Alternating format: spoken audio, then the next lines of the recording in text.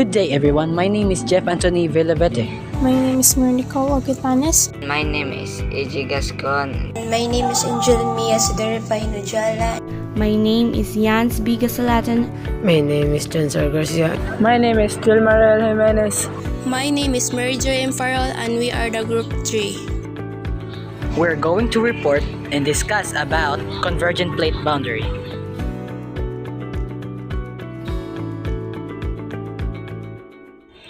What is convergent boundary? A convergent boundary, also known as destructive boundary, is an area on Earth where two or more lithospheric plates collide. One plate eventually slides beneath the other, a process known as subduction. The three types of convergent plates of boundary. 1. The continental convergent plates of boundary. 2. Oceanic convergent plates of boundary. 3. The oceanic continental convergent plates of boundary. Continental convergent plate boundaries.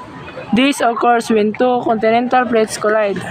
None of the plates is dense enough to be subducted, so instead, the collision forces the crust upward, leading to the formation of mountain ranges. The collision between the Indian plate and the Eurasian plate is a prime example of this type of convergent boundary. This collision has resulted in the formation of the Himalayas, the tallest mountain range in the world.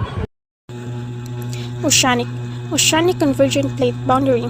This happens when two oceanic plates collide. One plate is usually subducted beneath the other, leading to the formation of volcanic arcs and chains of islands. The subduction zone between the Pacific plate and the Philippine Sea plate, known as Mariana Trench, is an example of this type of convergent boundary. It has created the Mariana Trench, which is the deepest part of the world's oceans, as well as the Mariana Island. Oceanic continental convergent plate boundary. This occurs when an oceanic plate collides with a continental plate. The denser oceanic plate is forced beneath the less dense continental plate in a process known as subduction. A famous example of this type of convergent boundary is the subduction zone along the western coastline of South America, where the Nazca plate is subducting beneath the South American plate, resulting in the formation of the Andes Mountains. These are the processes that occur along convergent boundary: subduction, mountain building, and volcanic activity.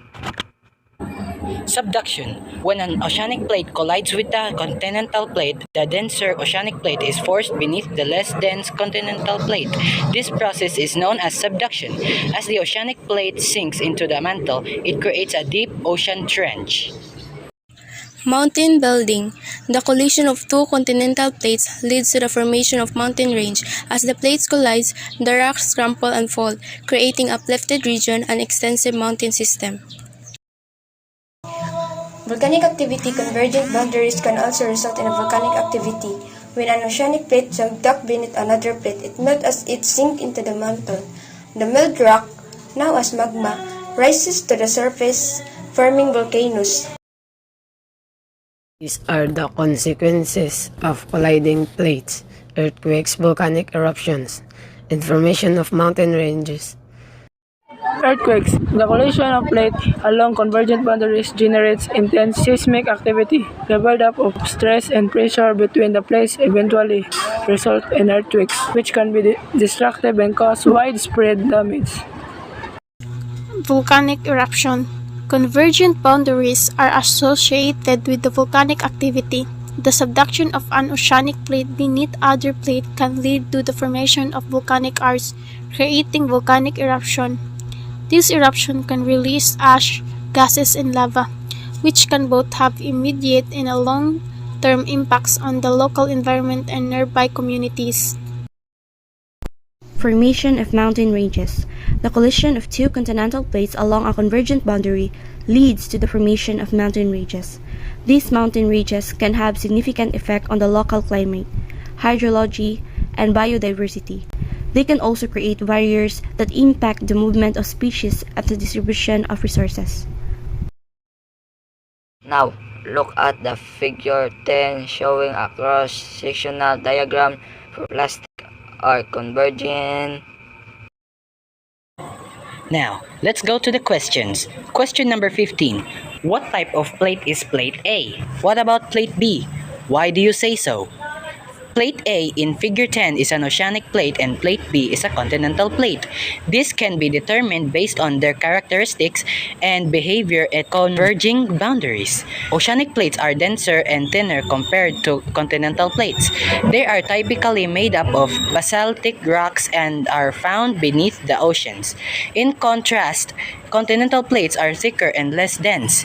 They are primarily composed of granitic rocks and are found beneath the continents.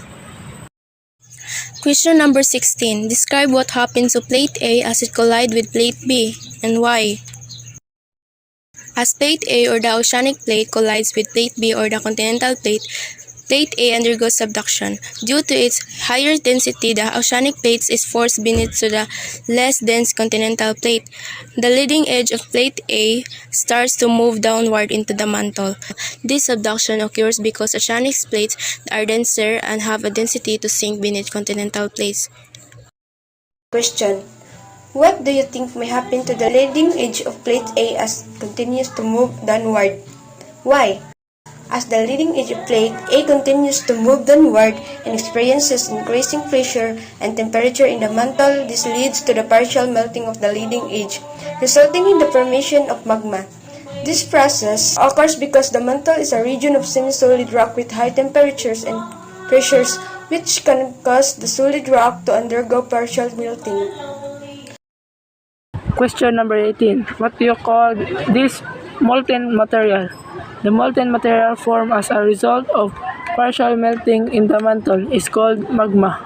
Magma is a mixture of molten rock, dissolved gases, and mineral crystals. It can be generated from the solid rock due to the temperature and pressure condition in the mantle. Magma can eventually reach the surface and erupt as volcanic lava. Question number 19. What is formed on top of plate B? On top of plate B, or the continental plate, a subduction zone trench is formed. This trench is a deep, elongate depression on the ocean floor caused by the bending of overriding plate. Plate B, as the oceanic plate or the plate A, subducts beneath it. The subduction zone trench is a characteristic feature of converging boundaries involving an oceanic and continental plate. Question number 20. As the plates continue to grind against each other, what other geologic event could take place? As the plates continue to grind against each other, the intense pressure and friction can result in earthquakes. The accumulation of stress in the rocks of the plate boundary can lead to sudden release of energy, causing seismic activity. Additionally, volcanic activity can occur in the region above the subduction zone. As the oceanic plate subducts and melts in the mantle, magma can rise to the surface, creating volcanic arcs or island chains. These volcanic eruptions are other geologic events that can take place along convergent boundaries with subduction. That's all, thank you.